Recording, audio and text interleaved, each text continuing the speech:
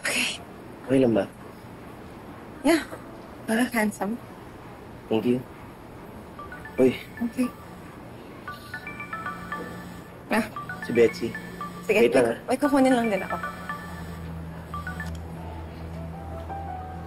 Be, nandito namin sa courthouse si Gina. Wala pa rin yung daddy niya. Mukhang galit pa rin sa amin eh. Sige, okay lang yun. Ang importante, ikakasal na kayo. Di naman siguro magbaback out si Gina dahil wala dyan yung putra niya. Mahirap at masakit to kay Gina. Pero desidido pa rin siya ituloy yung kasal. O basta, be. Walang honeymoon, ha? Alam mo yan. Pati yung kiss the bride. Smack lang, hindi pwede magtagal. O sige na, malilate na kami.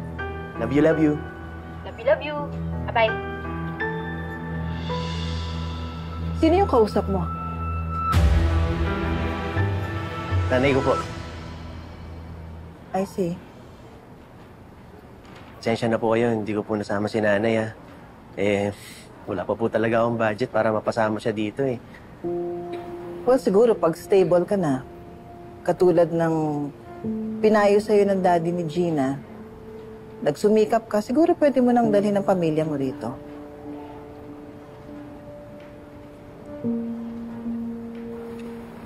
Oh my God, Mom! Oh my God, thank you so much for coming. Thank you, Mom, for accepting Gerald. Well, there are conditions, and he's bound to fulfill them. But I have to tell you, anak, this is not the kind of wedding that I expected for you. I know, Mom. Pero hindi naman importanteng kasal.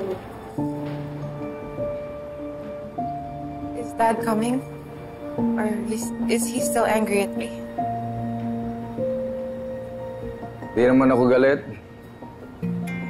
In denial lang.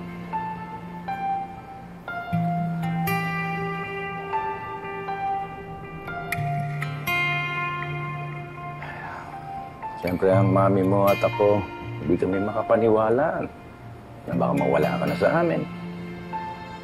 Well, I'm selfish, yes. Nasabi mo yun, in a way, because nag-iisa ka naming anak. Ayaw namin na magsaktan ka ulit. I know that. Well, of course, you can get married if you want, kung talagang mahalin yung isa't isa. Marriage is a good thing, especially if you're getting married to the right person.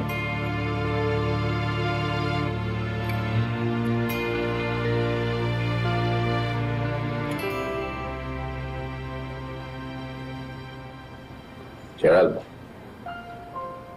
alagaan mo at mahalin mo ang aking anak. Isa lang re-request ko sa'yo. Kung sakali, pag dumating ang panahon at ayaw mo na siya, kung hindi mo na siya mahal, ibalik mo lang siya sa amin. Huwag mo siyang sasaktan.